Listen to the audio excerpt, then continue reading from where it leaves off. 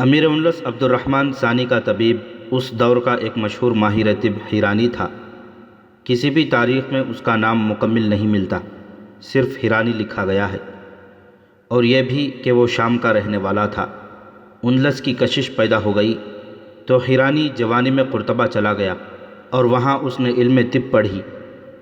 اس میں اس نے اتنی محنت کی کہ بہت جلد شہرت حاصل کر لی۔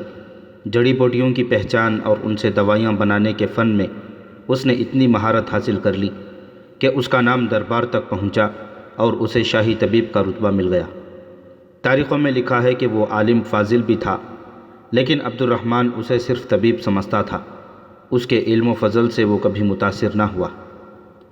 ایک روز وہ پریشانی کے عالم میں زریاب سے ملا۔ جیسا کہ پہلے بتایا جا چکا ہے کہ امیر انلس تک کوئی عرضی یا شکایت پہنچانے کے لیے زریاب کی خوشنودی لازمی سمجھی جاتی ہے۔ اس کی سفارش سے امیر انلس سے جو چاہو منوایا جا سکتا ہے۔ شاہی طبیب ہیرانی کو براہ راست امیر انلس سے بات کرنی تھی، لیکن اس نے زریاب کا سہارا لینا ضروری سمجھا۔ میں طبیب ہوں محترم زریاب، ہیرانی نے کہا۔ مجھے امیر انلس کے پاس چلے جانا چاہیے تھا، لیکن دربار کی بات آپ اسی طرح بہتر سمجھتے ہیں جس طرح میں طب کو آپ سے بہتر سمجھتا ہوں۔ مجھے مشورہ دیں اور میری دستگیری کریں، میں بہت پریشان ہوں۔ اگر مسیحا پریشان ہو جائے تو مریض کا کیا ہوگا؟ زریاب نے کہا۔ فرمائیے، میں آپ کی پریشانی کس طرح رفع کر سکتا ہوں؟ سلطانہ ملکہ تروب نے مجھے کہا ہے کہ میں امیر انلس کو اس وہم میں مبتلا کر دوں کہ وہ روز بروز کمزور ہوتے جا رہے ہیں، ہیرانی نے کہا۔ ملکہ تروب چاہتی ہیں کہ امیر انلس کسی محاذ پر نہ جائیں اور میں امیر انلس کو کسی ایسے مرض کا مریض قرار دے دوں جو نہ ہوتے ہوئے بھی محسوس ہو کہ ہے۔ آپ نے اسے کیا جواب دیا؟ میں نے ملکہ سلطانہ سے کہا کہ میرا پیشہ مقدس ہے، ہیرانی نے کہا۔ میں اپنے دشمن کو بھی دھوکہ نہیں دے سکتا۔ میں ان مریضوں کے ساتھ بھی غلط بات نہیں کر سکتا جو میرے مریض نہیں ہیں۔ یہ تو امیر انلس ہیں، ایک تو ان کی اطاعت مجھ پر فرض ہے، دوسرے میں ان کا طبیب ہوں۔ میں نے ملکہ سے کہا کہ میں یہ گناہ نہیں کر سکتا۔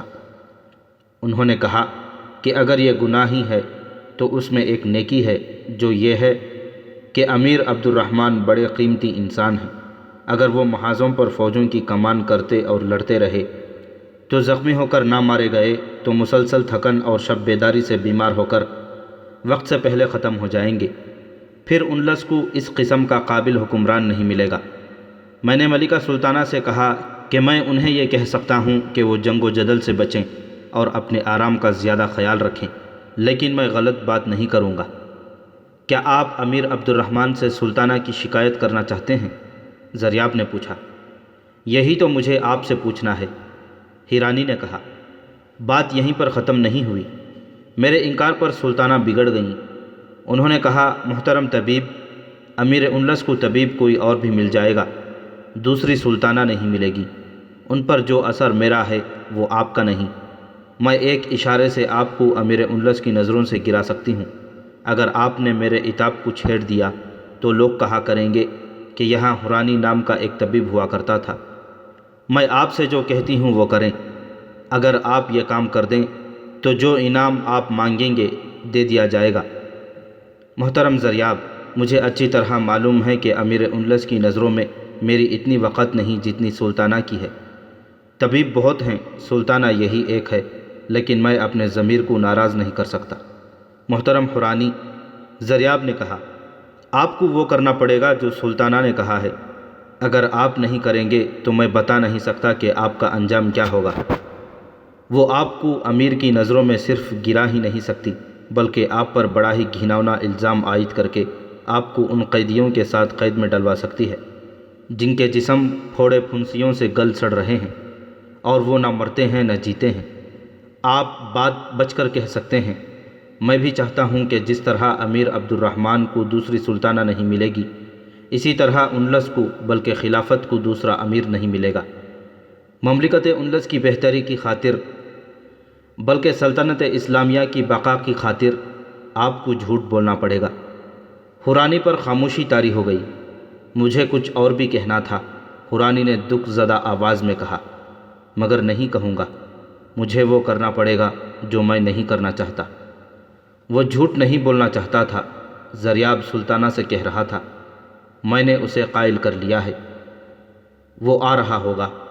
سلطانہ نے کہا، میں نے اسے بلوا بھیجا ہے۔ شاہ انلس سے بھی کہہ آئی ہوں کہ آپ کے چہرے پر زردی آ گئی ہے اور آپ کی آنکھوں کی چمک بجھتی جا رہی ہے۔ میں نے اسے کہا ہے کہ میں طبیب کو بلاتی ہوں۔ تمہارے کتنے دن باقی ہیں؟ زریاب نے پوچھا۔ 1 مہینے سے کچھ کم، سلطانہ نے جواب دیا۔ مجھے امید ہے کہ میں لڑکے کو جنم دوں گی اور یہ لڑکا عبد الرحمن کا جانشین ہوگا۔ مجھے بیٹے کو ولی عہد بنانا ہے۔ اب مجھے عیسائیوں کی مدد کی زیادہ ضرورت ہے اور تمہاری مدد کی بھی۔ اتنے میں اسے اطلاع ملی کہ طبیب حورانی آ گیا ہے۔ سلطانہ اور زریاب حورانی کو اپنے کمرے میں لے گئے اور ایک بار پھر بتانے لگے کہ اسے امیر سے کیا کہنا ہے۔ اس وقت امیر عبد الرحمن کے پاس مدثرہ جا بیٹھی تھی۔ عبد الرحمن اس سے بہت متاثر تھا۔ مدثرہ اسے فلورا کا واقعہ سنا رہی تھی۔ ایسی لڑکی کو سزائے موت ہی ملنی چاہیے تھی، عبد الرحمن نے کہا۔ آپ کس کس کو سزائے موت دیں گے؟ مدثرہ نے کہا، صلیب کے پجاریوں کا فتنہ بڑھتا جا رہا ہے۔ آپ کو یہ مسئلہ اپنے ہاتھ میں لے لینا چاہیے۔ سالار محاذوں پر لڑ سکتے ہیں لیکن فیصلے آپ کو کرنے ہیں۔ آپ کو فرانس پر فوج کشی کرنی پڑے گی۔ باغیوں کو شہ اور مدد وہیں سے ملتی ہے۔ میری جنگی تیاریاں اسی مقصد کے لیے ہیں، امیر عبد الرحمن نے کہا۔ میں نے دیکھا ہے کہ آپ محاذ پر جاتے ہیں تو آپ کی صحت بہتر ہو جاتی ہے۔ مدثرہ نے ہنستے ہوئے کہا، یہاں پڑے رہنا آپ کی فطرت کے خلاف ہے۔ یہ مسلمان کی فطرت کے خلاف ہے کہ دشمن کسی بھی اسلامی ملک کی تباہی کی تیاری کر رہا ہو اور مسلمان چپ سادھ کے بیٹھا رہے۔ میں محاذ پر جان دینا چاہتا ہوں۔ ضعیفی سے جب میرے ہاتھ کانپنے لگیں گے تو بھی میرے ہاتھ میں تلوار ہوگی اور میں گھوڑے کی پیٹھ پر ہوں گا۔ مدثرہ حسین اور جوان عورت تھی۔ عبد الرحمن کو جسمانی لحاظ سے اس کے بال، اس کی آنکھیں، اس کے ہونٹوں پر ہر وقت رہنے والا تبسم اور اس کے جسم کی ساخت بہت پسند تھی، لیکن اس کا حسن صرف جسمانی نہیں تھا۔ اس کے انداز میں اور اس کے چہرے مہرے میں کوئی ایسی بات تھی جو دیکھنے والوں پر سحر سا طاری کر دیا کرتی تھی۔ یہ روح کا حسن تھا۔ تم میں اور سلطانہ میں کوئی فرق ہے جو میں محسوس کرتا ہوں، بیان نہیں کر سکتا۔ امیر عبد الرحمن نے مخمور سی آواز میں کہا، تم جانتی ہو یہ فرق کیا ہے؟ کبھی جاننے کی کوشش نہیں کی، مدثرہ نے بچوں کی طرح ہنستے ہوئے کہا، اور کبھی اپنے ذہن میں ایسا خیال نہیں آنے دیا کہ میں ہی میں ہوں اور آپ صرف میرے ہیں۔ سلطانہ میں اور مجھ میں وہی فرق ہے جو پھولوں میں ہوتا ہے۔ ہر پھول کا اپنا حسن اور اپنی خوشبو ہوتی ہے۔ میں نے کبھی نہیں سوچا کہ میں وہ پھول ہوں جو گلشن میں ایک ہی ہے۔ اس رومانی کیفیت میں دروازے پر ہلکی سی دستک ہوئی۔ اس دستک کو عبد الرحمن بھی پہچانتا تھا، مدثرہ بھی۔ عبد الرحمن نے کہا، کیا اسے اسی وقت آنا تھا؟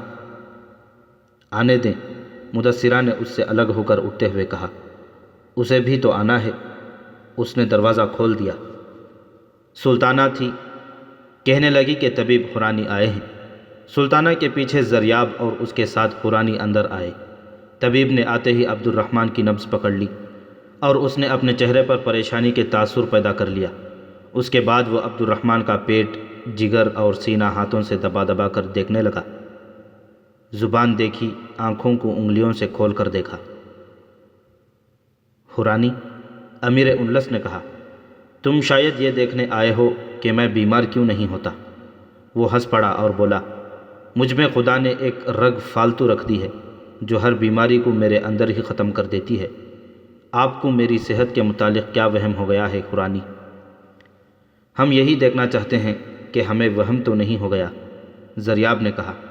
خلافت اور انلس کو صحت مند عبد الرحمن کی ضرورت ہے۔ عبد الرحمن تو بہت ہیں، آپ سا کوئی نہیں، سلطانہ نے کہا۔ محاذ سے واپس آئے تو آپ کو اتنا عرصہ گزر گیا ہے مگر آپ کے چہرے پر تھکن کے آثار ابھی تک موجود ہیں۔ میں نے محترم حورانی سے بات کی تو انہوں نے کہا کہ شاہ انلس کا جگر کمزور ہوتا جا رہا ہے۔ اگر انہوں نے محاذوں پر جانا نہ چھوڑا تو جگر جواب دے جائے گا۔ تمہاری نظروں میں اتنا فرق کیوں ہے؟ امیر عبد الرحمن نے کہا، مدثرہ کو میں صحت مند نظر آتا ہوں، کہتی ہے محاذ پر میری صحت بہتر ہو جاتی ہے، تم لوگ کہتے ہو کہ میرا جگر خراب ہو گیا ہے۔ سلطانہ نے گھور کر مدثرہ کی طرف دیکھا۔ امیر انلس کو بڑے لمبے آرام کی ضرورت ہے۔ طبیب حورانی نے کہا، جگر متاثر ہو رہا ہے، نبض بتاتی ہے کہ خون کی گردش سست ہے، اسے تیز ہونا چاہیے۔ مسلمان کا خون گھر بیٹھ کر آرام کرنے سے تیز نہیں ہوا کرتا حورانی، امیر انلس نے کہا، خون کی گردش میدان جنگ میں تیز ہوا کرتی ہے۔ اپنی صحت کے متعلق آپ کو سنجیدہ ہونا چاہیے شاہ انلس، سلطانہ نے کہا۔ اگر کوئی خوشامدی آپ سے کہہ دیتا ہے کہ آپ کی صحت بہتر ہے تو وہ آپ کا بہی خواہ نہیں۔ محترم حورانی، آپ دوائیاں تیار کر کے بھیج دیں، میں انہیں آرام کرا لوں گی۔ آرام اتنا بھی نہیں کہ خون کی گردش کی جو رفتار ہے وہ بھی نہ رہے، مدثرہ نے کہا۔ اگر کوئی درباری ذہنیت کا انسان انہیں یہ کہتے کہ ان کی صحت گر رہی ہے تو اس میں بھی خوشامدی کا رنگ ہوگا۔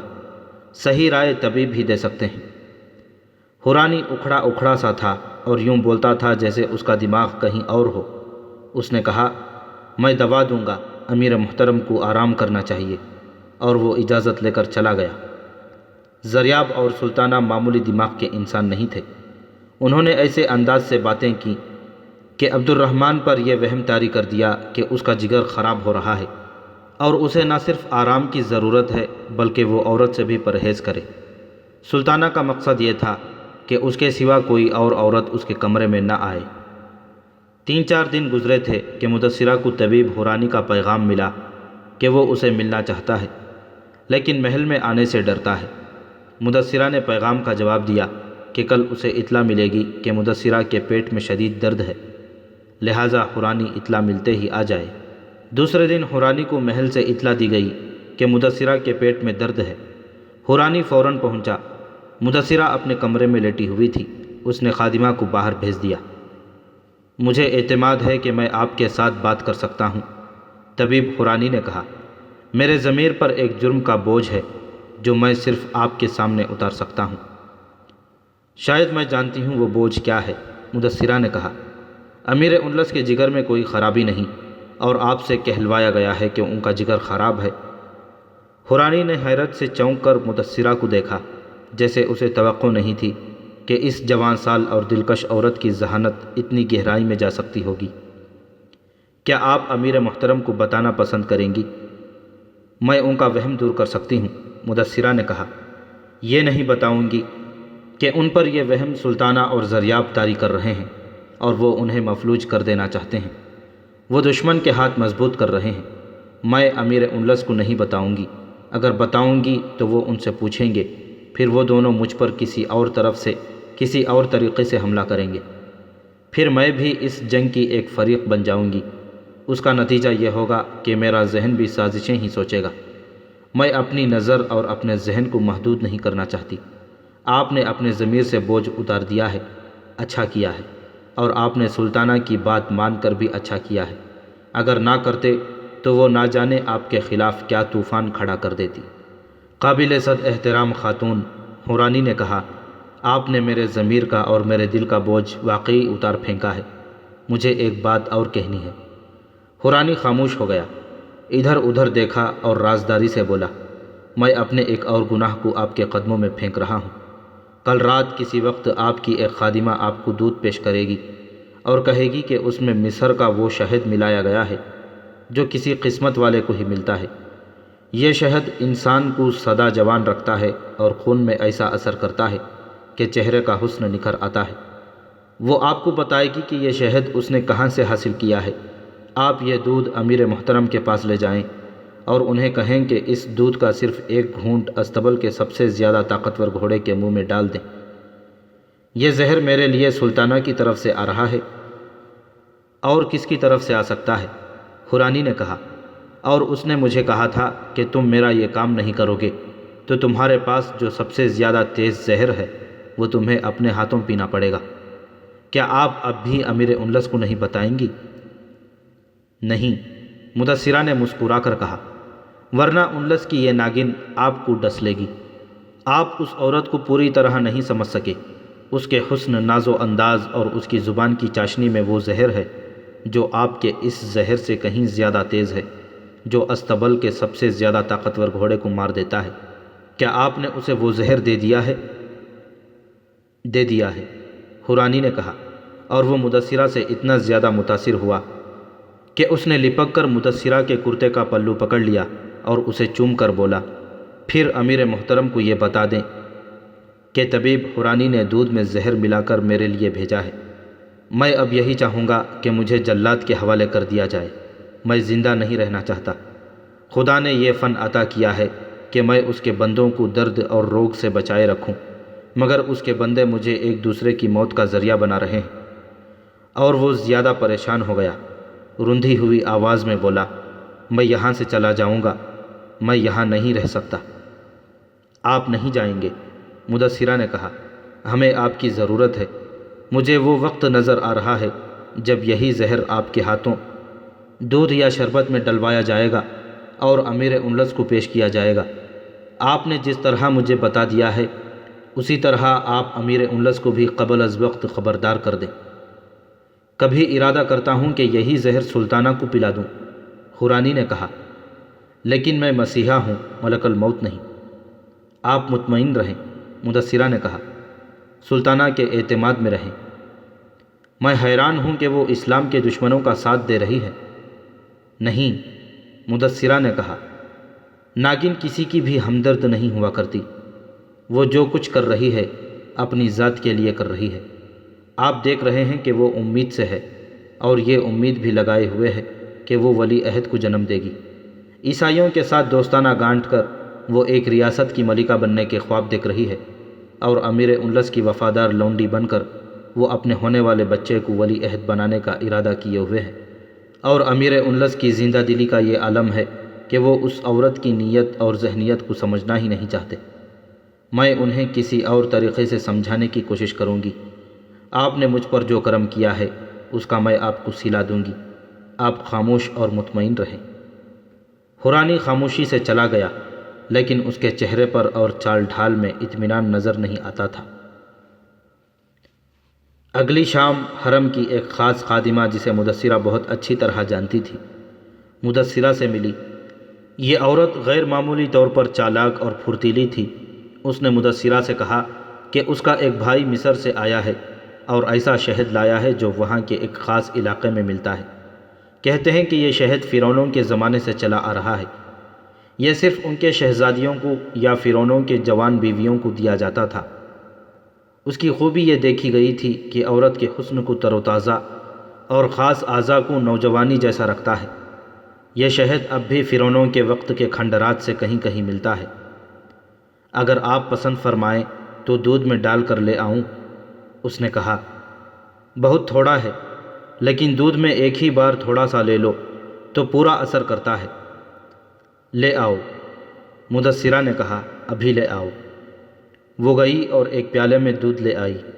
مدثرہ نے اس کے ہاتھ سے پیالہ لے لیا اور اس سے پوچھا، سلطانہ نے تمہیں یہ دودھ دے کر کیا کہا تھا کہ مجھے دودھ پلا کر بھاگ آنا یا کھڑی دیکھتے رہنا کہ دودھ کا اثر کیا ہوتا ہے؟ خادمہ نے گھبراہٹ کو چھپاتے ہوئے کہا، آپ کیا کہہ رہی ہیں؟ ملکہ تروب کا اس دودھ کے ساتھ کوئی تعلق نہیں۔ کیا تم نے انعام لے لیا ہے یا اس دودھ کے اثر کے بعد وصول کرو گی؟ وہ کتنی ہی چالاک کیوں نہ ہوتی، آخر خادمہ تھی، اور وہ امیر انلس کی بیوی کو زہر دے رہی تھی۔ جب دیکھا کہ مدثرہ کو کسی طرح معلوم ہو گیا ہے یا شک ہو گیا ہے کہ دودھ میں زہر ہے تو خوف سے وہ کانپنے لگی۔ مدثرہ ہنس پڑی۔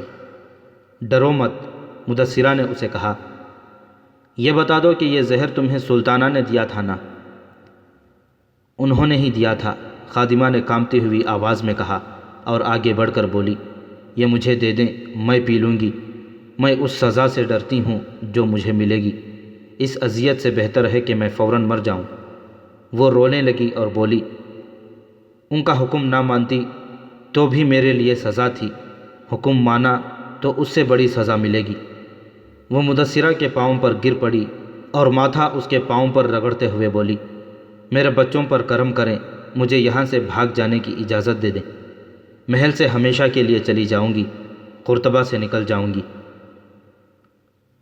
تم محل میں رہو گی، مدثرہ نے کہا، تمہیں کوئی سزا نہیں ملے گی۔ باہر ٹھہرو اور میری واپسی تک یہیں کھڑی رہو، کسی کے ساتھ کوئی بات نہ کرنا۔ مدثرہ نے دودھ کا پیالہ اٹھایا اور خادمہ کو خوف سے تھر تھر کانپتا چھوڑ کر چلی گئی۔ سلطانہ بناؤ سنگار میں مصروف آئینے میں اپنے حسن کی دلکشی کا جائزہ لے رہی تھی۔ محل کی ان خاص عورتوں اور حرم میں زندگی گزارنے والیوں کا دن سورج غروب ہونے کے بعد شروع ہوتا تھا۔ سلطانہ بھی رات کو چہچہانے والی پنچھی تھی۔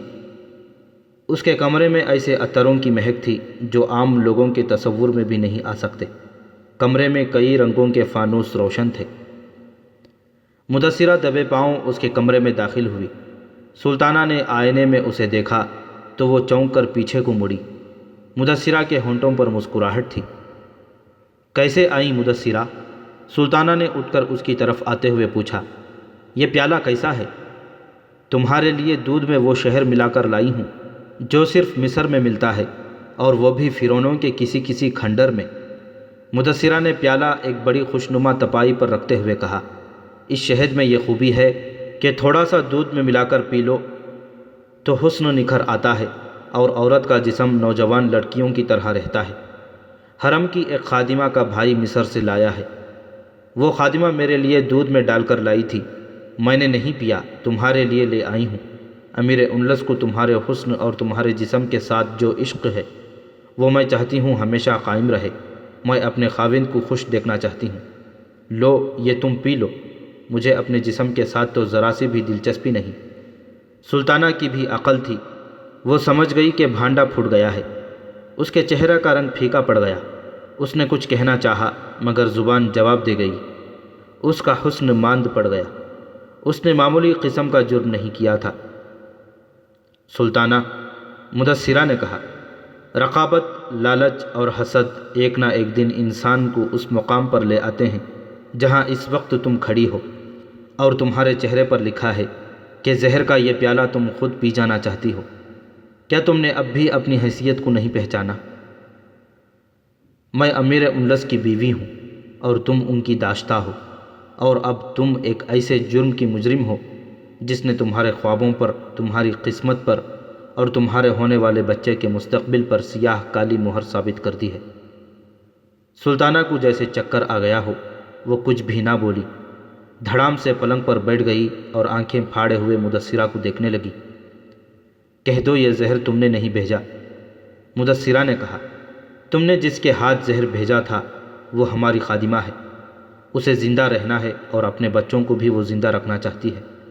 تمہارے انعام کے لالچ اور تم نے یہاں اپنی جو حیثیت بنا رکھی ہے اس کے خوف میں آ کر وہ تمہاری بات مان گئی، مگر میں نے اس کے ساتھ پیار کی دو باتیں کی تو اسے قید خانے کا وہ جہنم یاد آ گیا جہاں اسے ساری عمر کے لیے پھینکا جا سکتا ہے۔ اس کے دل میں ممتا بیدار ہو گئی، اسے اپنے بچے یاد آ گئے اور وہ زہر کا پیالہ رکھ کر میرے قدموں میں گر پڑی۔ اس نے مجھے اس زہر کا پورا سفر سنا دیا کہ کہاں سے چلا اور مجھ تک کس طرح پہنچا ہے۔ مجھے نہیں، اپنے آپ کو بتاؤ کہ تمہاری حیثیت کیا ہے۔ یہاں کی کوئی خادمہ، کوئی خادم کسی داشتہ کی خاطر یا کسی حرم کی عورت کی خاطر شاہی خاندان کے کسی فرد کو دھوکہ نہیں دے گا۔ تم میں نہ سچ بولنے کی جرت ہے نہ جھوٹ بولنے کی۔ میں فیصلہ تم پر چھوڑتی ہوں۔ کہو تو یہ رات تمہاری زندگی کی آخری رات بنا دوں، کہو تو جان بخشی کر دوں۔ یہ حسن تمہارے کس کام آیا؟ سلطانہ کے چہرے پر پسینے کے قطرے پھوٹ آئے اور اتنی دلکش آنکھیں لال سرخ ہو گئیں، پھر اس کے آنسو بہہ نکلے۔ وہ اچانک اٹھی اور لپک کر زہر کا پیالہ اٹھا لیا۔ اس نے سسکنے کے انداز سے کہا، میں اب زندہ نہیں رہنا چاہتی، اور وہ پیالہ اپنے منہ کی طرف لے جانے لگی۔ مدثرہ نے ہاتھ لمبا کر کے اس کے ہونٹوں پر رکھ دیا اور دوسرے ہاتھ سے اس کے ہاتھ سے پیالہ لے لیا۔ اس کا مطلب یہ ہوگا کہ میں نے تمہیں زہر پلایا ہے، مدثرہ نے کہا اور پیالہ رکھ دیا۔ سلطانہ نے بے بسی کے عالم میں مدثرہ کے دونوں ہاتھ اپنے ہاتھوں میں پکڑ لیے اور اس کے سامنے گھٹنے ٹیک دیے۔ اگر تم شاہی خاندان کی عورت ہو اور اپنے آپ کو مجھ سے برتر سمجھتی ہو تو اپنی برتری کا ثبوت دو۔ سلطانہ نے بھیک مانگنے کے لہجے میں کہا، میرا یہ گناہ بخش دو، میں نے تمہیں زہر دینے کی کوشش کی ہے۔ اگر تم نے شاہ انلس کو بتا دیا تو کیا وہ مجھے زندہ رہنے دیں گے؟ ہاں، مدثرہ نے کہا، وہ تمہیں زندہ رہنے دیں گے، لیکن قید خانے میں، قید خانے کے اس حصے میں جہاں رات کو نکلنے والے کیڑے مکوڑے قیدیوں کو سونے نہیں دیتے۔ سلطانہ مدثرہ کی ٹانگوں سے لپٹ گئی اور گڑ گڑانے لگی۔ لیکن میں تمہیں اسی محفل میں رکھوں گی، مدثرہ نے کہا۔ امیر انلس کو تمہاری ضرورت ہے۔ میں جانتی ہوں کہ میرا مذہب اسے گناہ کہتا ہے جو میں کہہ رہی ہوں، لیکن میرا دماغ صرف میری ذات کا فائدہ نہیں سوچتا۔ میری نظر میں وسعت اور میرے دل میں گہرائی ہے۔ میں اپنا نہیں، انلس کا مفاد سوچا کرتی ہوں۔ اٹھو اور پلنگ پر بیٹھ جاؤ۔ وہ سدھائے ہوئے جانور کی طرح پلنگ پر بیٹھ گئی تو مدثرہ نے کہا، غور سے سنو سلطانہ، یہ پیالہ ٹوٹ جائے گا، یہ دودھ زمین میں جذب ہو جائے گا، مگر وقت گزرتا چلا جائے گا، پھر وقت گزرتا چلا جائے گا اور برسوں گزر جائیں گے، لیکن تمہارا یہ جرم نہ مٹی میں جذب ہو سکے گا، نہ وقت اسے بھولی بسری بات بننے دے گا۔ زہر کا یہ پیالہ ہر وقت تمہارے ہونٹوں کے ساتھ لگا رہے گا۔ جہاں تم نے احتیاط کو نظر انداز کیا، غیب کا ایک ہاتھ یہ زہر تمہارے حلق میں انڈیل دے گا۔ میں تمہارے اس جرم کو ہضم کر لوں گی، مگر میری شرطیں سن لو۔ عمر کے کسی بھی حصے میں جا کر تم نے کسی ایک بھی شرط سے انحراف کیا تو اپنا انجام سوچ لو۔ پہلی شرط یہ ہے کہ نصرانیوں سے قطع تعلق کر لو۔ جاسوس میرے بھی ہیں جو مجھے ہر طرح کی اطلاع دیتے ہیں۔ اگر تم یہ خواب دیکھ رہی ہو کہ یہ نصرانی صلیب کے یہ پرستار تمہیں کسی خطے کی ملکہ بنا دیں گے تو تصوروں سے اس خواب کو خارج کر دو۔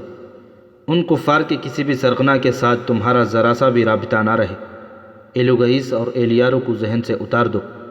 ہاں، اگر انہیں دھوکہ دے سکتی ہو یا انہیں گرفتار کرا سکتی ہو تو یہ اقدام تمہارے لیے بہتر ہوگا۔ میں تمہاری ہر شرط مان لوں گی۔ سلطانہ نے التجا کی، مجھے بخش دو، شاہ انلس کو نہ بتانا۔ نہیں بتاؤں گی، مدثرہ نے کہا۔ طبیب حورانی کے ساتھ تمہاری کوئی بات نہ ہو، اور آئندہ امیر سے یہ نہ کہنا کہ ان کے چہرے پر تھکن ہے، اور انہیں یہ نیا شربت پلانا چھوڑ دو۔ سلطنت کے امور میں اور امیر سلطنت کے فیصلوں میں کبھی دخل نہ دینا۔ اپنی حیثیت صرف ایک داشتہ تک محدود رکھو۔ اپنے مذہب میں واپس آنے کی کوشش کرو۔ زریاب کو استعمال کرنا چھوڑ دو۔ لیکن مدثرہ، سلطانہ نے کہا، زریاب میری محبت میں دیوانہ ہوا جا رہا ہے، اور تم اس کی محبت میں دیوانی ہو جاؤ۔ مدثرہ نے کہا، اس کی محبت کو قبول کر کے اس کی ذات میں فنا ہو جاؤ، لیکن امیر انلس کو محل کا قیدی نہ بناؤ۔ سلطانہ، تمہاری نظر اپنے آج پر ہے۔ تمہارا جینے کا اصول اور مقصد یہ ہے کہ آج عیش کر لو۔ میری نظر مستقبل پر ہے، اپنا نہیں، ملت کا مستقبل۔ میری نظر اس تاریخ پر ہے جو مرنے کے بعد لکھی جائے گی۔ میں اس تاریخ کو روشن کرنا چاہتی ہوں کہ جس سے ہماری آنے والی نسلیں اپنا رستہ دیکھ سکیں۔ شاید میری باتیں تمہاری سمجھ سے بالا ہیں۔ عقل رکھتی ہو، انہیں سمجھنے کی کوشش کرو۔ سمجھتی ہوں مدثرہ، سلطانہ نے گڑ گڑا کر کہا، مجھے تمہاری ہر شرط منظور ہے۔ میں نے تمہیں یہ تو نہیں کہا کہ میرے اور میرے شوہر کے درمیان نہ آنا۔ مدثرہ نے کہا، میں نے اس پرچم کے وقار کی بات کی ہے جو محل کے اوپر لہرایا کرتا ہے اور جو فوج کے ساتھ میدان جنگ میں جاتا ہے۔ جا سلطانہ، میں نے تجھے بخش دیا۔ مدثرہ نے دودھ کا پیالہ اٹھایا اور سلطانہ کے کمرے سے نکل گئی۔ پھر یہ پیالہ رات کی تاریکی میں ٹوٹ گیا اور زہریلا دودھ زمین نے اپنے اندر جذب کر لیا۔ سلطانہ کی حالت اس ناگن کی سی ہو گئی جس کا زہر ختم ہو گیا ہو۔ فلورا اسی مکان میں قید تھی۔ کئی دن گزر گئے تھے۔ عالم اسے مذہب کی تعلیم دینے کے لیے باقاعدگی سے آ رہا تھا۔ وہ ہر روز فلورا کے ساتھ رہنے کے وقت کو بڑھاتا جا رہا تھا۔ فلورا اس کے ساتھ کھل گئی تھی۔ اس نے اپنے اس اتالیق سے 2-3 بار کہا تھا، آپ کے انتظار میں میری آنکھیں تھک جاتی ہیں اور سر دکھنے لگتا ہے۔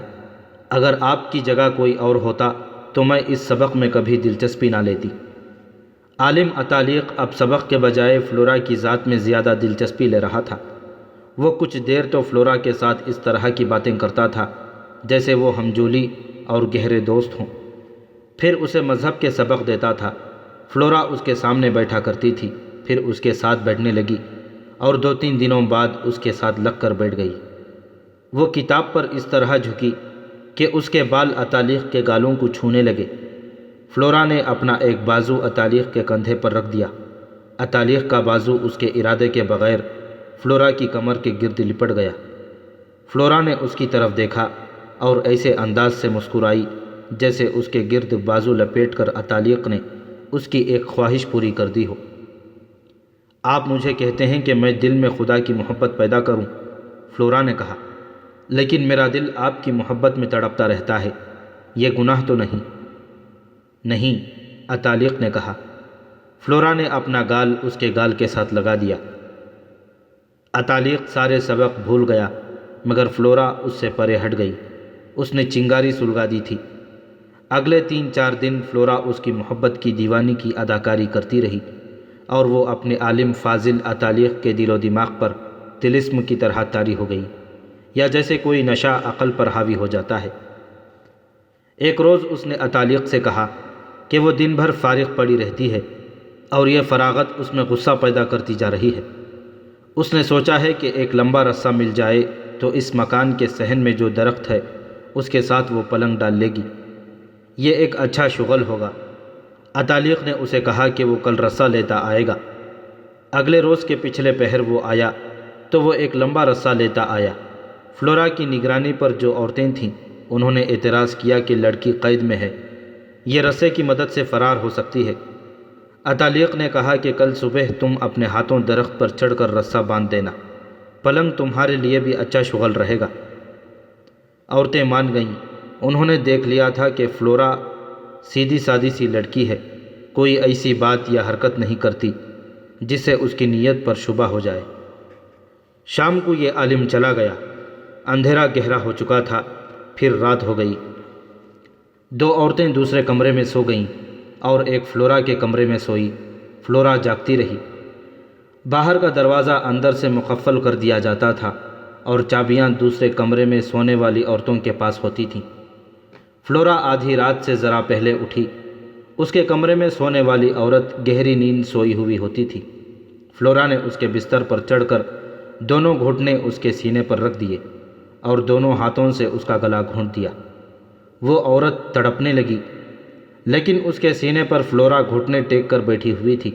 اس نے ہاتھوں کی گرفت اور زیادہ مضبوط کر دی اور ذرا ہی دیر بعد عورت بے حس ہو گئی۔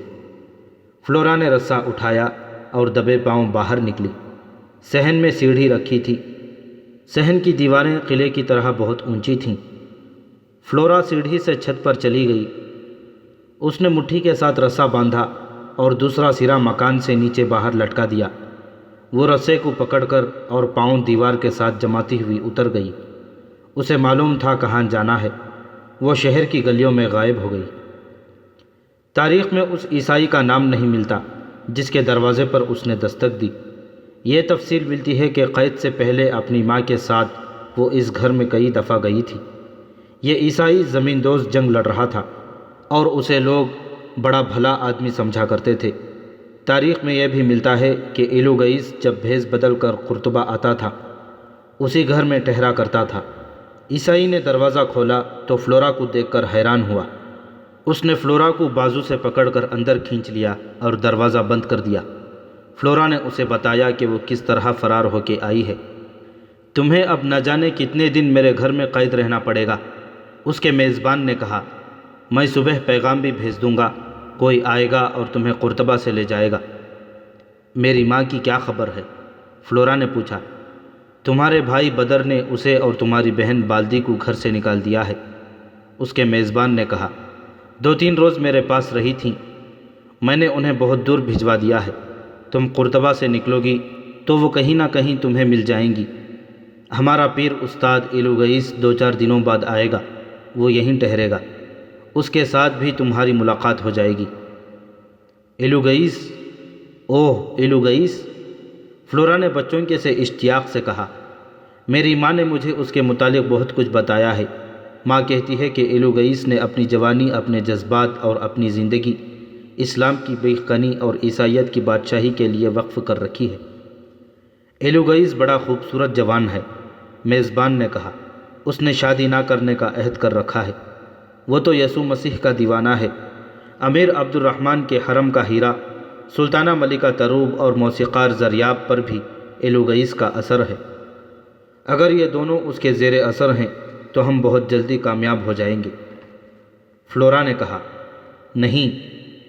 میزبان عیسائی نے کہا، ہمیں دونوں پر اعتماد نہیں، ایک تو اس لیے کہ وہ مسلمان ہیں، دوسرے اس لیے کہ ایک موسیقار ہے اور سلطانہ محض ایک داشتہ۔ یہ لوگ درباری ہیں، خوشامدی اور مفاد پرست، ان کے ساتھ ہم بچ کر باتیں کرتے ہیں۔ میں تمہیں بتا رہا تھا کہ سلطانہ کا حسن لاجواب اور بے مثال ہے۔ ایلوگئیس اس کی جاگیر میں اس کے ساتھ تنہا رہا ہے، لیکن سلطانہ اس پتھر کو موم نہیں کر سکی۔ فلورا کا حسن بھی لاجواب اور بے مثال تھا، اور وہ نوخیز بھی تھی۔ یہ ایک ایسا جادو تھا جس نے ایک عالم کو اندھا کر دیا اور وہ قید سے نکل آئی تھی، لیکن فلورا نے اپنے حسن کے متعلق یہی تجربہ حاصل کیا تھا کہ اس سے مردوں کو اپنا غلام بنا کر ان کی عقل ماری جا سکتی ہے۔ اس نے جذباتی لحاظ سے کبھی نہیں محسوس کیا تھا کہ وہ بہت ہی حسین ہے اور اسے اپنے جیسا کوئی رفیق زندگی ملے۔ تمام مورخوں نے اس کے متعلق ایک ہی جیسی رائے لکھی ہے۔ اس کے حسن کے بیان پر الفاظ کا ذخیرہ کر دیا ہے، لیکن وہ کسی عشقیہ ڈرامے کی ہیروئن نہ بنی۔ اسے یسوع مسیح کی جانباز خاتون کہا گیا ہے، جس پر جنون طاری تھا کہ وہ اپنے مذہب پر جان قربان کر دے گی۔ ایک مسلمان تاریخ دان علامہ دوزی اپنی تصنیف عبرت نامہ اندلس میں لکھتا ہے کہ فلورا اپنے آپ کو عورت سمجھتی ہی نہیں تھی، اس پر اپنا مذہب ایک جنون اور ایک پاگل پن کی طرح غالب تھا۔ کبھی تو لگتا تھا جیسے وہ کسی غیر مرئی غیبی قوت کے زیر اثر ہے۔ مسلمانوں میں یہ جذبہ جانبازی تھا تو اسلام کا پرچم صحرا سے سمندر پار تک جا پہنچا۔ مسلمانوں میں یہ جذبہ جانبازی تھا تو اسلام کا پرچم صحرا سے سمندر پار جا پہنچا اور یورپ کے اگلے سمندر کی طرف بڑھتا گیا۔ مگر جب اللہ کے تیغ زنوں نے عورت کو اپنے اعصاب پر طاری کر لیا اور عورت کو احساس دلا دیا کہ وہ حرب و ضرب کی نہیں، حرم کی چیز ہے، تو پرچم ستارہ و ہلال پر غنودگی طاری ہونے لگی اور اسی بحر ظلمات میں ڈوب گیا جس میں اس کے جانبازوں نے گھوڑے دوڑا دیے تھے۔ دوسرے دن قرطبہ میں ہنگامہ برپا ہو گیا۔ قیدی لڑکی نظر بندی سے فرار ہو گئی تھی۔ اس کے کمرے میں ایک نگران عورت کی لاش پڑی تھی اور مکان کے پچھواڑے ایک رسا لٹک رہا تھا۔ باقی 2 نگران عورتوں کو حراست میں لے لیا گیا۔ انہوں نے بتایا کہ رسا اتالیق لایا تھا جو لڑکی کو مذہب کی تعلیم دینے جاتا تھا۔ اس عالم کو پکڑ لیا گیا۔ عالم کے اندر یہ احساس بیدار ہو گیا کہ فلورا جتنی حسین تھی اس سے کہیں زیادہ چالاک تھی، اور وہ اس پر عشق و محبت اور حسن کا جادو چلا کر بھاگ گئی۔ عالم کو پچھتاوے نے اور گناہ کے احساس نے ایسا ڈنک مارا کہ وہ اپنا دماغی توازن کھو بیٹھا، کبھی اپنے کپڑے پھاڑتا، کبھی اپنا منہ نوچتا۔ اسے پاگل قرار دے دیا گیا اور سرکاری طور پر یہ فیصلہ دے دیا گیا کہ قیدی لڑکی کو اسی آدمی نے بھگایا ہے اور اس کے لیے اسے ایک نگران عورت کو قتل کرنا پڑا۔ فلورا کی تلاش کو ضروری نہ سمجھا گیا۔ فلورا جس عیسائی کے گھر میں چھپی ہوئی تھی وہ ایک گمنام گھرانہ تھا، اور اس آدمی کو پڑوسیوں کے سوا کوئی بھی نہیں جانتا تھا۔ ابھی کسی کو معلوم نہ تھا کہ یہ دلکش اور معصوم سی لڑکی کس قدر قتل و غارت کا باعث بنے گی، اور یہ تحریک مولدین کو تاریخی اہمیت دے دے گی۔ یہ تو کسی کے وہم و گمان میں بھی نہ تھا کہ یہ جو نیا پاگل شہر کی گلیوں میں عجیب سی بے معنی سی صدائیں لگاتا پھرتا، کبھی قہقہے لگاتا اور کبھی خاموش کھڑا آسمان کو دیکھنے لگتا ہے، اسے اسی بظاہر بھولی بھالی لڑکی نے پاگل کیا ہے۔ یہ پاگل روز بروز غلیظ ہوتا جا رہا ہے۔ اس کے گھر والوں نے بھی رو پیٹ کر اسے گھر سے نکال دیا تھا۔ ایک روز اسی حال حلیے کا ایک اور پاگل شہر میں نظر آیا۔ وہ کہیں رک جاتا، سورج کی طرف انگلی کرتا اور ذرا سی دیر میں بہت سے لوگ اس کے پاس رک کر سورج کی طرف دیکھنے لگتے اور پاگل وہاں سے کھسک جاتا۔ وہ شہر کی ایک گلی میں چلا گیا اور گلیوں کے موڑ موڑتا اس گھر کے دروازے پر رک گیا جہاں فلورا چھپی ہوئی تھی۔ اس نے ادھر ادھر دیکھا اور موقع دیکھ کر بغیر دستک کے اندر چلا گیا۔ اس نے اندر سے دروازے کی زنجیر چڑھا لی۔ گھر کا مالک دوڑا آیا اور بےتابی سے بازو پھیلا کر بولا، ایلوگئیس، اب کے بہت انتظار کرایا، اور وہ اس سے بغلگیر ہو گیا۔ تھوڑی دیر بعد ایلوگئیس کا روپ بدلا ہوا تھا، منہ سر دھلا ہوا اور اس نے اچھے کپڑے پہن لیے تھے۔ تب میزبان نے اسے فلورا کے متعلق بتایا، اور فلورا کو اسے ملانے سے پہلے ایلوگئیس کو اس کی تمام تر تفصیل سنا دی۔ اسے جو سزا ہوئی تھی وہ سنائی۔ اس نے قاضی کے سامنے اسلام کے خلاف جو توہین آمیز کلمے کہے تھے وہ سنائے، اور اسے بتایا کہ فلورا اب کس طرح فرار ہوئی ہے۔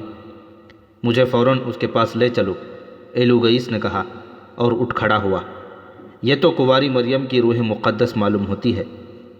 فلورا اور ایلوگئیس آمنے سامنے آئے تو دونوں کو ایک جیسا دھچکا لگا، اور وہ 2-4 ثانیے ایک دوسرے کو دیکھتے رہے۔ فلورا آہستہ آہستہ آگے بڑھی۔ اس نے ایلوگئیس کے کارنامے سنے تھے۔ وہ اس کے گھٹنے چومنے کے لیے جھکی تو ایلوگئیس نے بے ساختہ اسے اپنے سینے سے لگا لیا۔ تم معصوم لڑکی ہو۔ ایلوگئیس نے اسے الگ کر کے اس کا حسین چہرہ اپنے ہاتھوں کے پیالے میں تھام لیا اور کہا، مریم بھی ایسی ہی معصوم تھی۔ حضرت عیسیٰ بھی بھولے بھالے تھے، مگر صلیب پر ٹانگے گئے۔ تم بھی مصلوب ہوگی، سولی پر لٹکائی جاؤ گی۔ میں اسی لیے پیدا ہوئی ہوں، فلورا نے کہا، اپنی معصومیت کو داغدار کیے بغیر سولی چڑھوں گی۔ کیا آپ مجھے یقین دلا سکتے ہیں کہ میری جان میرے عقیدے کے کام آ سکے گی؟ کیا میرا خون عرب سے آئے ہوئے اس دشمن مذہب کی رگوں میں زہر بن کر اتر سکے گا؟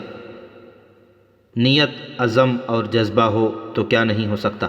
ایلوگئیس نے اسے اپنے قریب بٹھاتے ہوئے کہا، تم نے قاضی القضات کی عدالت میں اسلام اور اس کے رسول پر دشنام درازی کر کے مجھے ایک نیا راستہ دکھایا ہے۔ میں اپنی تحریک کو اس راستے پر چلاؤں گا۔ میں ایسے جانباز تیار کر لوں گا جو سر عام کھڑے ہو کر اسلام کو برا بھلا کہیں گے۔ وہ پکڑے جائیں گے اور انہیں سزا ملے گی۔ اسی روز 2-3 اور آدمی چوکوں میں کھڑے ہو کر یہی حرکت کریں گے۔ اس سے حاصل کیا ہوگا؟ میزبان نے پوچھا۔ یہ لوگ جب پکڑے جائیں گے اور انہیں سزا ملے گی تو دوسرے لوگوں میں انتقام کا جذبہ پیدا ہوگا۔ ایلوگئیس نے کہا، ہم گرجوں سے یہ افواہیں اڑائیں گے کہ عیسائیوں کو قید خانے میں ایسی ایذائیں دی جا رہی ہیں جو کوئی انسان برداشت نہیں کر سکتا۔ ہم اپنی قوم میں ایسا اشتعال پیدا کر سکیں گے جو طوفان اور سیلاب بن جائے گا۔ یہ سیلاب مسلمانوں کے محل اور حکومت کو اپنے ساتھ بہا لے جائے گا۔ ہمیں ہر طرح کا شر اور فساد پیدا کرنا ہے، مگر حکومت سے ٹکر لینا بھی آسان نہیں، فلورا نے کہا۔ مریدہ والوں نے بغاوت کی تو دیکھو کتنی قتل و غارت ہوئی۔ عیسائیوں کے گھر بھی جلا دیے گئے۔ کیا ہم باقاعدہ فوج بنا کر نہیں لڑ سکتے؟ ابھی نہیں، ایلوگئیس نے کہا۔ میں دیکھ رہا ہوں کہ ہم بہت زیادہ جانیں قربان کر رہے ہیں، لیکن بغاوتوں کا سلسلہ ہم جاری رکھیں گے۔ اگر ہم نے بغاوتوں کو نقصان دہ سمجھ کر مسلمانوں کو آرام سے سوچنے کی مہلت دے دی تو یہ فرانس پر حملہ کر کے فرانس کی طاقت کو ختم کر دیں گے۔ پھر اسلام کو سارے یورپ میں پھیل جانے سے کوئی نہیں روک سکے گا۔ انلس کی تاریخ پڑھو، مدتوں پہلے فرانس پر فوج کشی ہو چکی ہے۔ اس امیر کا نام بھی عبد الرحمن ہی تھا۔ اس نے فرانس فتح کر لیا تھا۔ اب ہم ایسا نہیں ہونے دیں گے۔ کیا آپ کو فرانس سے مدد مل رہی ہے؟ فلورا نے پوچھا۔ بغاوتیں فرانس کی مدد سے ہی ہو رہی ہیں، ایلوگئیس نے کہا۔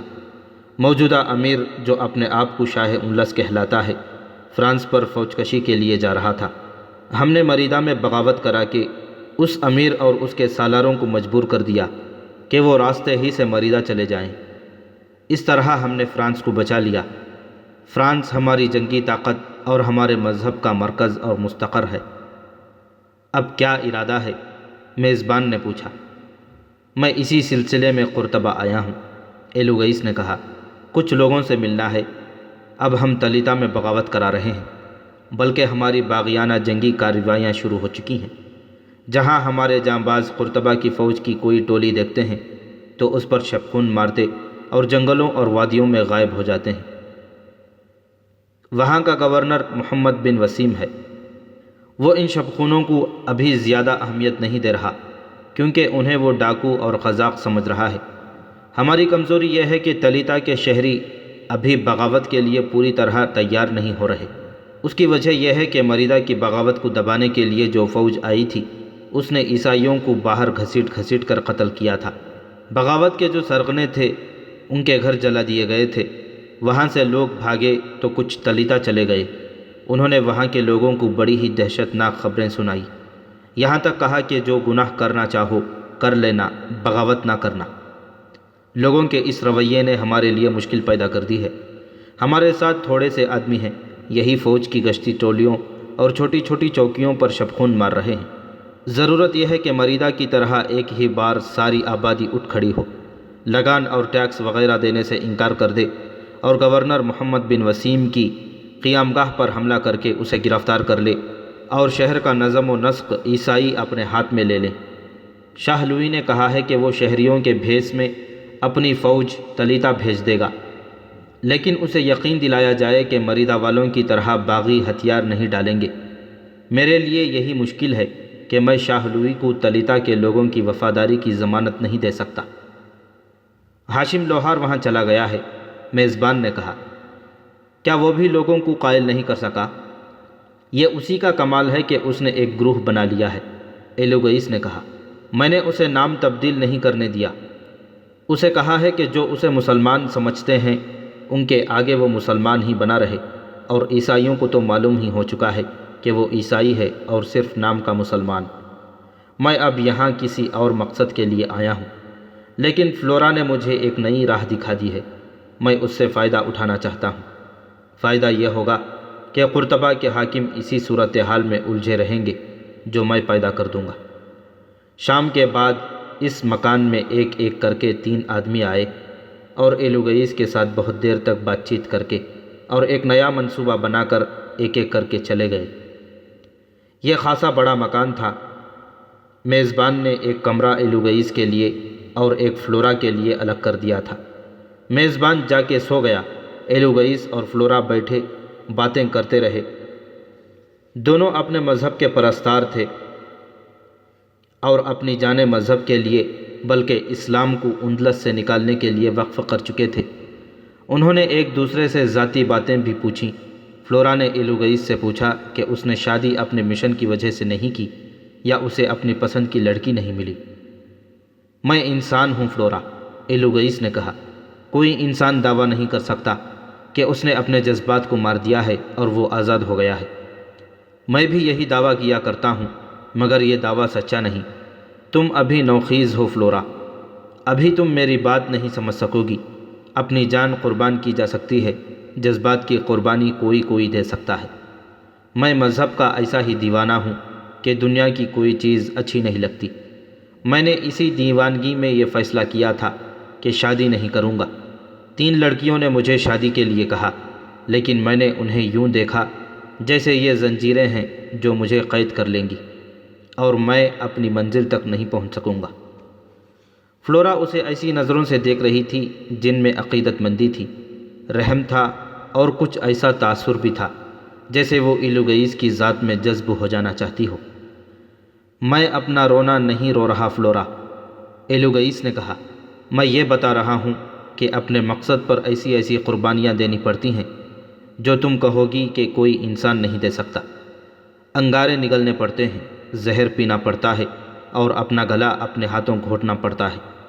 میں نے یہ سبق مسلمانوں سے لیا ہے اور عبرت بھی انہی سے حاصل کی ہے۔ میں نے ان کا قرآن پڑھا، ان کے مفکروں کی تفسیریں پڑھیں۔ میں اس قدر متاثر ہوا کہ میں نے مسلمان ہو جانے کا فیصلہ کر لیا، لیکن خدا نے مجھ سے کوئی اور کام لینا تھا۔ میں اسلام کے خلاف ہو گیا۔ میں تمہیں بتا رہا ہوں کہ جب تک مسلمان اپنے مذہب کے پابند رہے ان کا مذہب پھیلتا چلا گیا، اور وہ جس ملک میں گئے وہاں کے لوگ ان کے کردار سے متاثر ہو کر ان کا مذہب قبول کرتے گئے۔ ہمارے آبا و اجداد نے کسی دور میں انہیں نسوانی حسن کا طلسم دکھا دیا، پھر ان میں خزانوں اور حکمرانی کا لالچ پیدا کر دیا۔ یہاں سے ان کا زوال شروع ہو گیا۔ اسلام صرف اس لیے یہاں موجود ہے کہ ابھی اس پر جانیں اور جذبات قربان کرنے والے لوگ موجود ہیں۔ مثلاً قرطبہ کی فوج کے سالار اور عرب سے آئی ہوئی بعض عورتیں اپنے مذہب کی جانباز ہیں، ورنہ ان کے سلطانوں، امراء اور شاہی خاندانوں نے تو اسلام کی سلطنت کی جڑیں کھوکھلی کر دی تھیں۔ میں نے ان سے سبق سیکھا ہے کہ جان اور جذبات کی قربانی دو تو کامیابی تمہارے قدم چومے گی۔ میرے جذبات پیاسے تھے فلورا، میرے ماں باپ بچپن میں کبھی مر گئے تھے، میں پیار کے کیف سے آشنا نہیں۔ کبھی کبھی جب تھکا ہوا تنہا ہوتا ہوں تو میں عجیب قسم کی پیاس محسوس کرتا ہوں، یہ شاید روح کی پیاس ہے۔ میں عالم سے ایک عام سا انسان بن جاتا ہوں اور پریشان ہونے لگتا ہوں کہ مجھے کسی ایسی چیز کی ضرورت ہے جو میں نہیں جانتا کیا ہے۔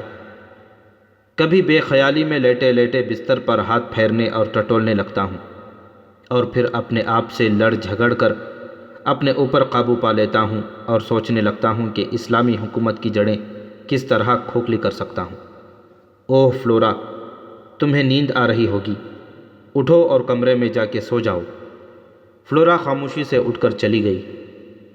ایلوگئیس کی آنکھ لگ گئی، فلورا نہ سو سکی۔ اس کے ذہن میں ایلوگئیس کی ٹہری ٹہری اور جذبات سی جھومتی ہوئی آواز ابھی تک گونج رہی تھی۔ یہ شخص پیاسا ہے مگر چلا جا رہا ہے، کتنی بڑی قربانی دے رہا ہے۔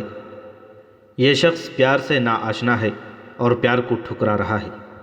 فلورا اٹھ کے بیٹھ گئی اور اندھیرے خلا میں گھورنے لگی۔ اس کی سانسیں اکھڑ رہی تھیں۔ اس کے اندر ایسا احساس کبھی پیدا نہیں ہوا تھا۔ وہ اٹھ کر اندھیرے میں ایلوگئیس کے کمرے کی طرف چل پڑی۔ کمرہ ساتھ ہی تھا۔ اس نے دروازے پر ہاتھ رکھا تو کیواڑ پیچھے ہٹ گئے۔ وہ دہلیز پھلانگ کر اور پاؤں پر سرکتی اس کی طرف بڑھ گئی جس طرف ایلوگئیس کی چارپائی تھی۔ وہ چارپائی سے ٹکرائی اور آگے کو گری۔ اس کے ہاتھ ایلوگئیس پر جا پڑے اور ایلوگئیس ہڑبڑا کر اٹھ بیٹھا۔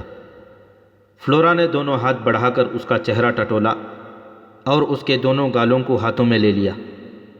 کون؟ ایلوگئیس نے سرگوشی کی۔ فلورا؟ ہاں میں فلورا ہوں۔ کیوں آئی ہو؟ تمہاری قربان گاہ پر اپنے جذبات کی قربانی دینے، فلورا نے والہانہ انداز سے کہا۔ تمہیں پیاسا نہیں مرنے دوں گی۔ ایلوگئیس، میں جو ہوں پیار کے لیے نہ ترسو۔ میں تمہارے پاؤں کی زنجیر نہیں بنوں گی، اپنا غلام نہیں بناؤں گی تمہیں۔ مجھے عارضی سی منزل سمجھ کر ذرا سستا لو۔ ایلوگئیس نے اسے بازوؤں میں سمیٹ لیا۔ تب اس نے محسوس کیا کہ جس چیز کو وہ خیالوں میں ٹٹولتا اور ڈھونڈتا رہتا ہے وہ گوشت پوشت کا یہی حسین پیکر تھا۔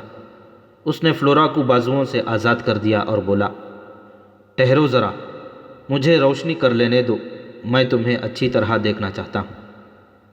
کمرہ دیے کی لو سے روشن ہو گیا۔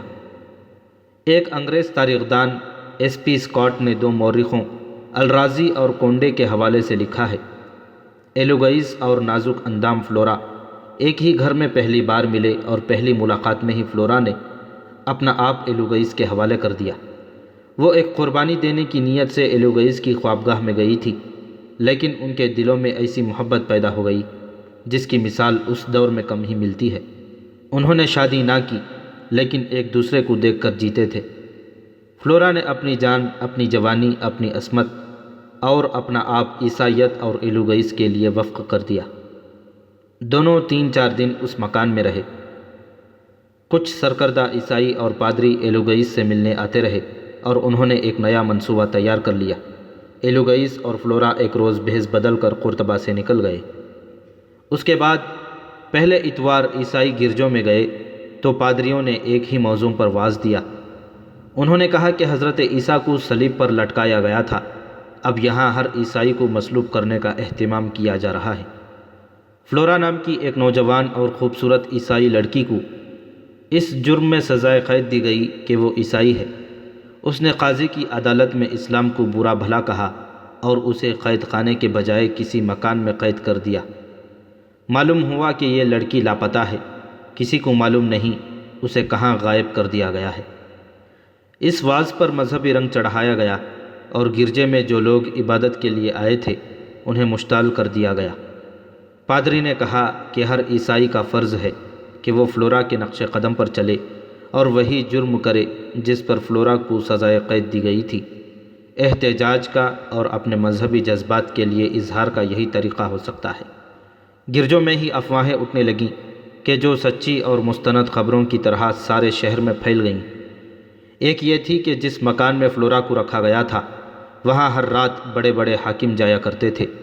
ایک افواہ یہ بھی اڑائی گئی کہ فلورا کو امیر اندلس نے اپنے حرم میں رکھ لیا ہے۔ یہ افواہیں تحریک مولدین کی سرگرمیوں کا ایک حصہ تھیں۔ قرطبہ کے ہر عیسائی گھر میں یہ افواہیں پہنچائی گئیں۔ اس کے بعد تحریک کی اگلی کارروائی ایک پادری پرفیکٹس نے شروع کی۔ وہ بازار میں خرید و فروخت کے لیے گیا۔ فلورا کے متعلق افواہیں مسلمانوں نے بھی سنی تھی۔ دو چار مسلمانوں نے پادری پرفیکٹس سے اس بے بنیاد افواہوں کا ذکر کیا اور اسے کہا کہ اسلام میں کسی عورت کو ایسی سزا نہیں دی جاتی کہ اسے الگ مکان میں رکھ کر حاکم اس کے پاس جائیں۔ پادری نے عیسائیت کی تبلیغ اور اسلام کی توہین شروع کر دی۔ مورخوں کے مطابق اس کے الفاظ یہ تھے: حضرت عیسیٰ کو ہم خدا اور خدا کا بیٹا سمجھتے ہیں، اور حضرت عیسیٰ نے کہا تھا کہ میرے بعد جتنے نبی آئیں گے وہ سب نعوذ باللہ جھوٹے ہوں گے۔ اس پادری نے رسول اکرم صلی اللہ علیہ وسلم کی شان اقدس میں بھی بڑے بیہودہ کلمات کہے۔ مسلمان اس پر ٹوٹ پڑے، لیکن کسی بزرگ کے کہنے پر کہ جرم و سزا کا قانون اپنے ہاتھ میں نہ لو، اسے قاضی کی عدالت میں لے چلو۔ چنانچہ اسے لے گئے۔ قاضی نے اسے پوچھا کہ وہ اپنی صفائی میں جو کچھ بھی کہنا چاہے کہہ سکتا ہے۔ اس نے صاف جھوٹ بول دیا کہ اس نے کوئی ایسی بات نہیں کہی، لیکن گواہوں نے اس کا جرم ثابت کر دیا۔ قاضی نے اسے سزائے موت دے دی۔ 17 اپریل 850 عیسوی بروز عید الفطر، نماز عید کے بعد اسی میدان میں جہاں نماز پڑھی گئی تھی، پادری پرفیکٹس کو پھانسی دے دی گئی۔ ایک ہی روز بعد جان نام کے ایک تاجر نے یہی حرکت کی۔ وہ بازار میں رسول صلی اللہ علیہ وسلم اور قرآن کی قسمیں کھا رہا تھا۔ مسلمانوں نے اسے روکا کہ چونکہ وہ مسلمان نہیں اس لیے وہ رسول اور قرآن کی قسمیں نہ کھائے۔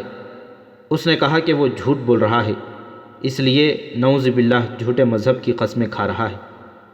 مسلمانوں نے اسے برا بھلا کہا تو اس نے معافی مانگ لی، لیکن اسے قاضی کی عدالت میں لے گئے۔ قاضی سے بھی اس نے معافی مانگ لی، اس لیے اسے چند مہینوں کی سزائے قید دے دی گئی۔ مورخ لکھتے ہیں کہ ایلوگئیس اسے ملنے کے لیے قید خانے میں گیا۔ اس نے یہ افواہ اڑا دی کہ قید خانے میں جان کو زنجیروں میں باندھ کر رکھا ہوا ہے اور اسے مارا پیٹا جاتا ہے۔ ایلوگئیس نے گرجوں میں بھی یہی پروپیگنڈا کرایا۔ عیسائی مشتعل ہو گئے۔ ایک اور پادری جس کا نام اسحاق تھا اسی راستے پر چلنے کے لیے تیار ہو گیا۔ اس نے قاضی کی عدالت میں جا کر قاضی سے کہا کہ اگر اسے قائل کر لیا جائے کہ اسلام سچا اور بہترین مذہب ہے تو میں مسلمان ہو جاؤں گا۔ قاضی نے اسے دلائل دینے شروع کر دیے۔ جب قاضی خاموش ہوا تو اسحاق نے اسلام کو برا بھلا کہنا شروع کر دیا۔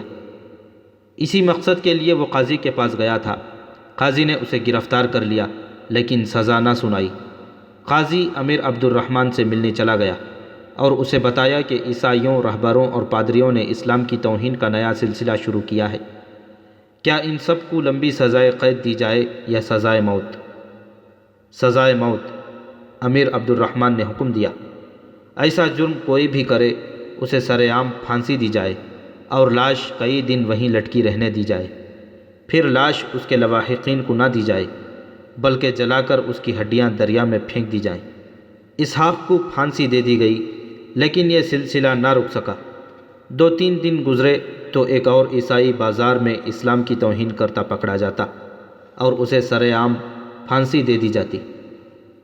2 مہینوں میں 11 پادریوں نے یہ جرم کیا اور سزا پائی۔ سلطانہ ملکہ تروب نے بچے کو جنم دیا۔ شاہ اندلس کو ایک اور بیٹا مبارک ہو۔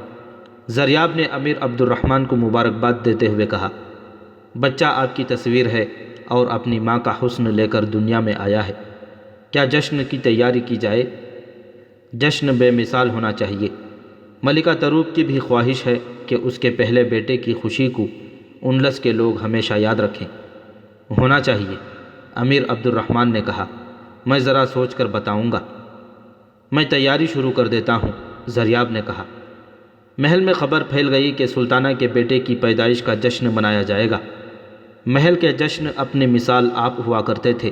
انعام و اکرام یوں دیے جاتے جیسے خزانہ باہر لا کر ناچنے گانے والیوں، سازندوں اور طرح طرح کے کرتب دکھانے والوں کے آگے پھینک دیا گیا ہو۔ شربت میں شراب چلتی تھی۔ عمارت کا کاروبار کئی دن رکا رہتا تھا۔ مدثرہ نے سالار اعلیٰ عبید اللہ بن عبداللہ اور وزیر حاجب عبد الکریم کو بلایا۔ اگر میں امیر سے بات کرتی ہوں تو وہ سمجھیں گے کہ حسد کرتی ہوں۔ مدثرہ نے دونوں سے کہا، آپ نے سن لیا ہوگا کہ سلطانہ کے بیٹے کی پیدائش کا جشن منایا جا رہا ہے۔ کیا آپ پسند کریں گے کہ امیر سے آپ باتیں کریں اور انہیں جشن منانے سے روکیں؟ ہم آپس میں بات کر چکے ہیں، سالار اعلیٰ نے کہا۔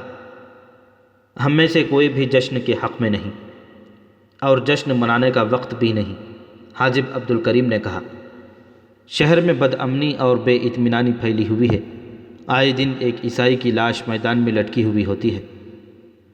اگر آپ نے بات کر لی ہے تو ہم یہاں کیوں وقت ضائع کریں؟ مدثرہ نے کہا، آپ بھی امیر انلس کے پاس چلے جائیں۔ سالار اعلیٰ عبید اللہ بن عبداللہ اور حاجب عبد الکریم جب امیر عبد الرحمن کے کمرے میں داخل ہوئے، اس وقت زریاب ان کے پاس بیٹھا ہوا تھا اور اسے بتا رہا تھا کہ شہر میں اب امن و امان ہے اور دوسرے صوبوں میں بھی اب خیریت ہے۔ امیر محترم، سالار اعلیٰ نے کہا، ہم اس جشن کے متعلق بات کرنے آئے ہیں جس کی تیاریاں ہو رہی ہیں۔ کیا فوج میں جشن کی تیاریاں ہو رہی ہیں؟ زریاب نے پوچھا۔ فوج محاذ پر جانے کی تیاریاں کر رہی ہے، حاجب عبد الکریم نے کہا۔ شہر میں جو بدنظمی پھیل رہی ہے، فوج کی نظر اس پر ہے۔ بغاوت کی چنگاری یہاں بھی سلگنے لگی ہے۔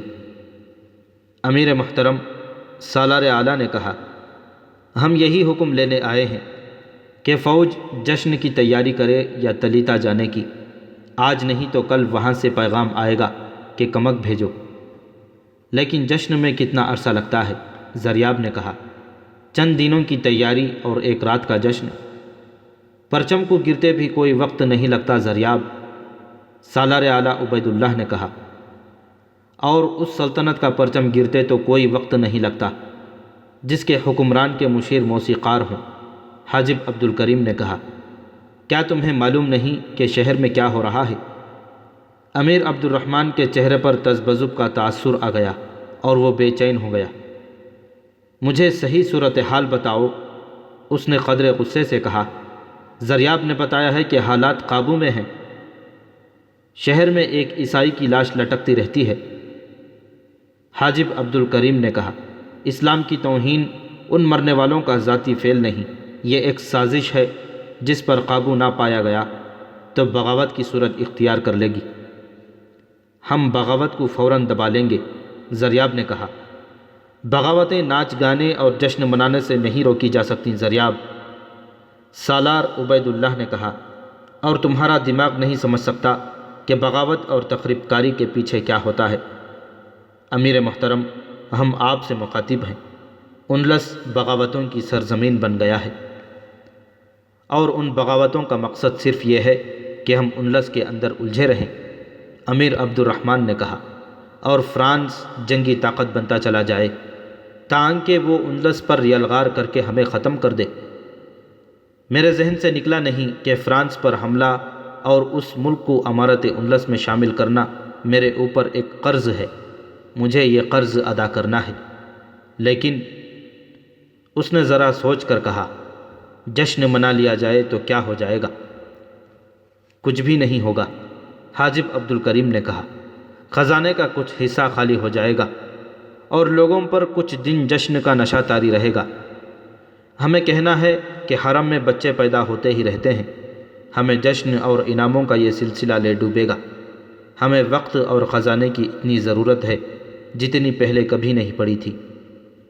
ہمیں یہ جشن زیب بھی نہیں دیتے، سالار اعلیٰ عبید اللہ بن عبداللہ نے کہا، اور یہ جشن تو ہمارے کردار اور وقار کے لیے کسی پہلو موضوع نہیں۔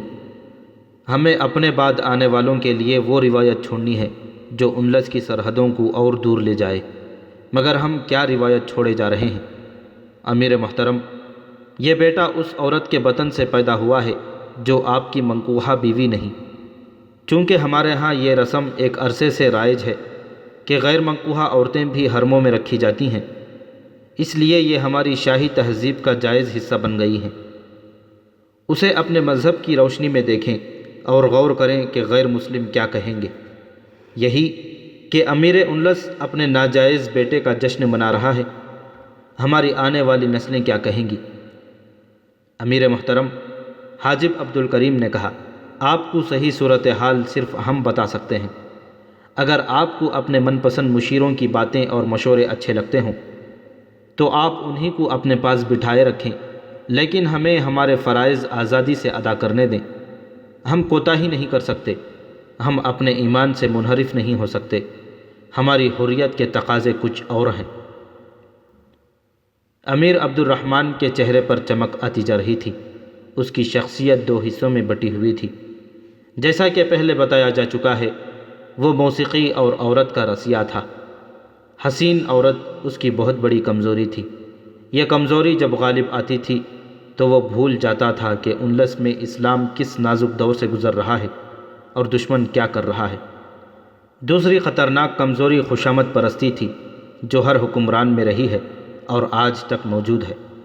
جس طرح انسان حقائق کی تلخی سے گھبرا کر شراب جیسے نشے میں پناہ لیتا ہے، اسی طرح حکمران ملکی مسائل اور امور سے نظریں چرانے کے لیے خوشامدیوں کی باتوں کی پناہ لیا کرتے ہیں، کیونکہ ان باتوں میں بڑا ہی حسین فریب ہوتا ہے۔ ہر چیز خوبصورت نظر آتی ہے اور ان میں کوئی مسئلہ اور کوئی الجھن نہیں ہوتی۔ یہی امیر عبد الرحمن جب اس حسین خول سے نکلتا تھا تو لگتا تھا جیسے تلوار نیام میں سے نکل آئی ہو۔ اس کیفیت میں وہ اسلام کا مجاہد اور تاریخ ساز سالار ہوتا تھا۔ دشمن اس کے اسی پہلو کو سلانے کے لیے بڑے دلکش طریقے استعمال کرتا رہتا تھا۔ اب سالار اعلیٰ عبید اللہ اور حاجب عبد الکریم نے اس کے ساتھ جو باتیں کی تھیں وہ اس کے لیے نئی نہیں تھیں۔ وہ ان دونوں سے کہیں زیادہ عالم فاضل تھا، لیکن زریاب اور سلطانہ اس کے علم و فضل اور عسکری جذبات کو سلائے رکھتے تھے۔ سالار اعلیٰ اور حاجب عبد الکریم اور دوسرے سالار بھی جان گئے تھے کہ امیر عبد الرحمن کو ایسی ہی کڑوی کسیلی اور جوشیلی باتوں سے جگایا جا سکتا ہے، اور وہ اس کی ذات میں سوئے ہوئے مرد مجاہد کو جگا لیا کرتے تھے۔ انہوں نے دو چار بار اس مسئلے پر بھی سوچا تھا کہ زریاب اور سلطانہ کو غائب کر دیا جائے، لیکن انہیں یہ خدشہ نظر آیا کہ یہ امیر کا نشہ ہے جو اسے ملتا رہنا چاہیے، ورنہ اس کی حالت نشے میں ٹوٹے ہوئے انسان جیسی ہو جائے گی اور یہ کسی کی کوئی بات نہیں سنے گا، اور یہ اندلس کی تباہی کا باعث بن سکتی ہے۔ امیر عبد الرحمن اٹھ کھڑا ہوا اور یہ کہہ کر کمرے میں ٹہلنے لگا، تلیتا کی کیا خبر ہے؟ زریاب تم جا سکتے ہو، جشن نہیں ہوگا۔ تلیتا کی خبر امید افزا نہیں تھی۔ یہ مریدہ کی طرح ایک شہر تھا، اس کا ذکر ہاشم لوہار کے ذکر کے ساتھ آ چکا ہے۔ یہاں پہلے امیر عبد الرحمن کے والد الحکم کے دور حکومت میں عیسائیوں نے بغاوت کی تھی، جسے فرد کرنے کے لیے بڑا سخت حکم دیا گیا تھا۔ ہزاروں عیسائی مارے گئے تھے۔ ہاشم پہلے عیسائی تھا، پھر اس نے اسلام قبول کر لیا تھا۔ شہر میں جب باغیوں کے خلاف کارروائی شروع ہوئی تو ہاشم کا گھر بھی اس کی ضد میں آ گیا۔ اسے آگ لگی اور اس کے بیوی بچے باہر بھاگے تو بھاگتے دوڑتے گھوڑوں تلے کچلے گئے۔ ہاشم کی فریاد کسی نے نہ سنی اور وہ مولد ہو گیا۔ وہ قرطبہ چلا گیا جہاں اس نے لوہاروں کا کام شروع کر دیا۔ اس نے اپنا گھر عیسائیوں کی تحریک مولدین کا خفیہ اڈہ بنا لیا۔ پہلی بار فلورا کو اسی نے پناہ دی اور ایک پادری کے حوالے کیا تھا۔ اس ہاشم میں کچھ ایسے وصف تھے کہ پتھر کو بھی موم کر لیتا تھا، اور اس کی زبان میں ایسا جادو تھا کہ چاہے تو رلا دے چاہے تو ہنسا دے۔ تاریخ میں اس کے متعلق لکھا ہے، وہ جو ایک لوہار تھا تلیتا کے ہزاروں باغیوں کا ایسا قائد بن گیا کہ اس کے اشارے پر عیسائی جانیں قربان کرتے تھے۔ وہ ایلوگئیس کا دست راست بن گیا تھا۔ تلیتا کے عیسائی پہلے بغاوت کر چکے تھے اور انہوں نے بہت نقصان اٹھایا تھا۔ اب ان باغیوں کی ایک نسل جوان ہو چکی تھی، لیکن مریدہ کی بغاوت سے جو عیسائی بھاگ کر تلیتا پہنچے، انہوں نے وہاں کے لوگوں پر قرطبہ کی فوج کی دہشت طاری کر دی۔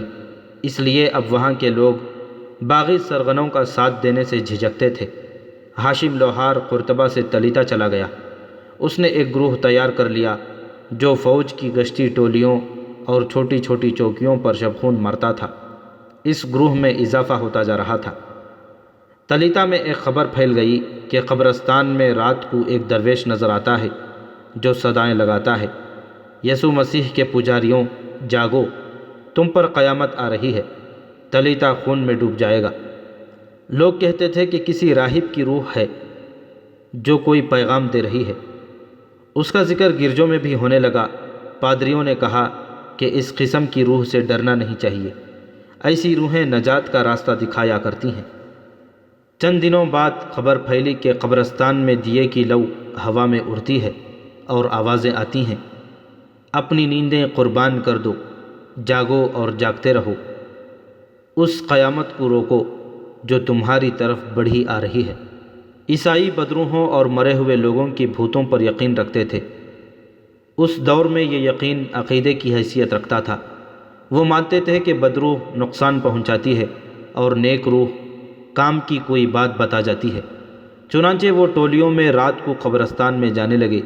قبرستان وسیع و عریض تھا اور اس میں نشیب و فراز بھی تھے اور 2 ٹیکریاں بھی تھیں، درخت بھی تھے۔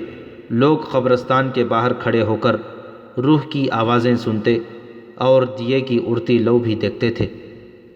ایک رات بہت زیادہ لوگ جمع ہو گئے۔ اس روز گرجے کا یہ اعلان سینہ بسینہ عیسائیوں تک پہنچا دیا گیا تھا کہ آج رات روح اپنا پیغام دے گی۔ رات کو لوگ قبرستان میں پہنچ گئے۔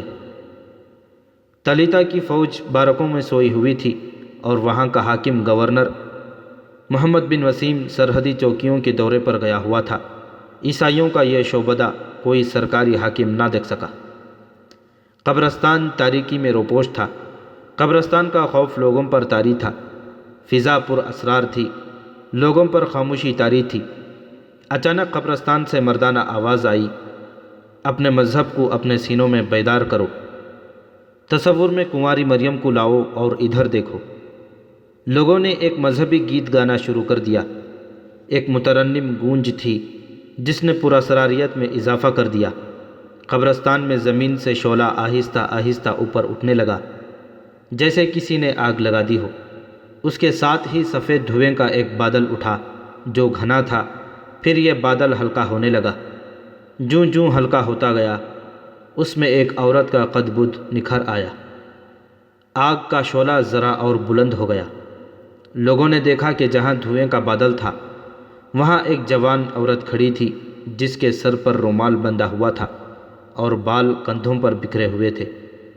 لوگوں پر سناٹا طاری ہو گیا۔ بعض 2 زانوں بیٹھ گئے اور ہاتھ جوڑ لیے۔ روح نے کہا، گناہوں کا کفارہ ادا کرو، اٹھو اور خدا کے بیٹے کی حکومت قائم کرو۔ اگر نہیں کرو گے تو میں ایک قہر بن کر آؤں گی۔ یہ کنواری روح فلورا تھی۔ آگ بجھنے لگی اور قبرستان تاریک ہو گیا، اور اگلے ہی روز تلیتا میں یہ بغاوت کی آگ بن گئی۔